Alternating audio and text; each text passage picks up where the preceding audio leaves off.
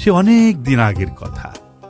ইরাকের বাগদাদ নগরীর শেষ প্রান্তে মরুভূমির সীমানা ঘেঁষে একটি এলাকা, নাম তার বাব আল বসরা।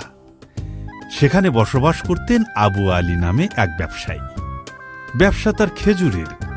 মরুভূমির মধ্যে বেদুইনদের যে গ্রাম, সেই গ্রাম থেকে তিনি খেজুর আনতেন গাধার পিঠে বোঝাই করে, বিক্রি করতেন বাগদাদের বাজারে। ছেলে আলী আর তার স্ত্রী আজেরাকে নিয়ে তার সুখের সংসার। কিন্তু এই সুখ বেশি দিন টিকল না। আলীর বয়স তখন 10 বছর। খুবই বুদ্ধিমান আর চটপটে ছেলে। মক্তবে সবাই তাকে খুব পছন্দ করে তার ভালো আচরণের জন্য আর পরোপকারের জন্য। বাবার সাথে আলীও মাঝে মাঝে যেত বেদুইনদের গ্রামে। দিনভর এ বাগান ও বাগান থেকে খেজুর সংগ্রহ করে বোঝাই করত গাধার পিঠে। বিকেল বিকেল ফিরে আসত বাগদাদের বাজারে।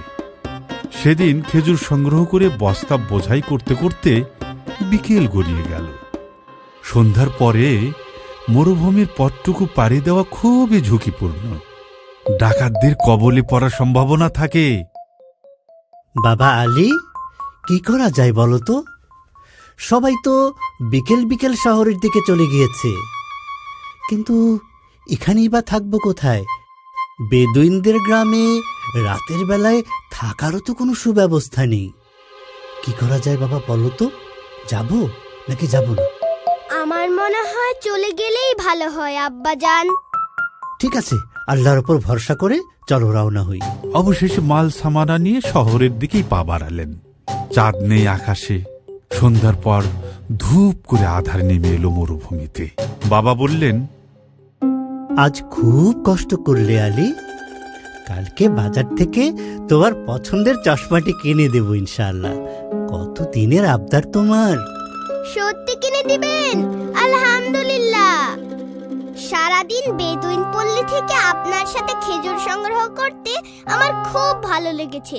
আমার কোনো কষ্টই হয়নি আব্বাজান। কোনো কষ্ট হয়নি? মাশাআল্লাহ। তাহলে তো তুমি খুব শীঘ্রই ব্যবসার সব কাজ শিখে ফেলতে পারবে। তবে লেখাপড়াটাও কিন্তু চালিয়ে যেতে হবে বৎস। পথ খুব কম, ঘণ্টাখানেক চললেই শহর। কিন্তু যেখানে বাঘের ভয়, সেখানেই সন্ধ্যা হয়।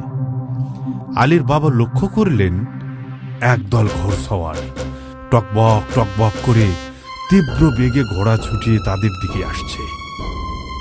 আলী আলী আলী, তুমি এক কাজ করো, ওই যে একটা বালির ডিবি দেখা যাচ্ছে না, ওটার পেছনে তুমি লুকিয়ে পড়ো। ঠিক আছে বাবা, যাচ্ছি। কিন্তু তুমি?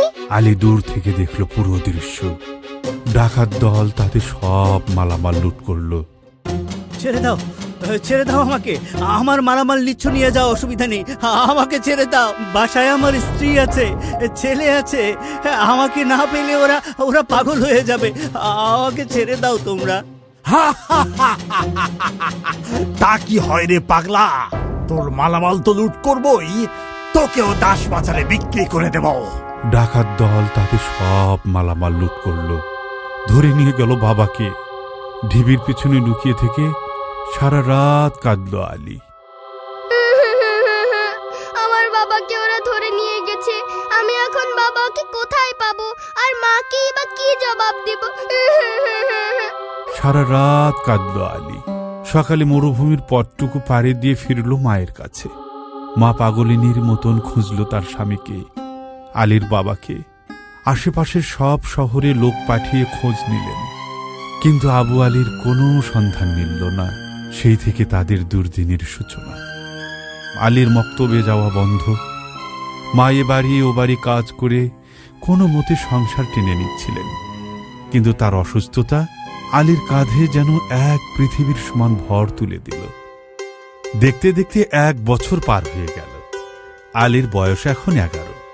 এই 1 বছরে আলীর বয়স যেন 10 বছর বেড়েছে। স্বামীর শোকে মা শয্যাশায়ী হওয়াতে সংসারের ঘানি এখন তাকেই টানতে হয়। সারাদিন বাজারে এর ওর ফুট ফরমাস করে যা উপার্জন করে, তাই দিয়ে সামান্য সদাই করে রাতের বেলা ঘরে ফিরে আলী। এর মধ্যেই ঘটে গেল এক মজার ঘটনা। বন্ধুরা, তোমরা কি সেই মজার ঘটনা জানতে চাও? তাহলে তোমাদেরকে পরের পর্বের জন্য অপেক্ষা করতে হবে। আল্লাহ হাফেজ। চশমা জাদুর, চশমা জাদুর, চশমা জাদুর চশমা।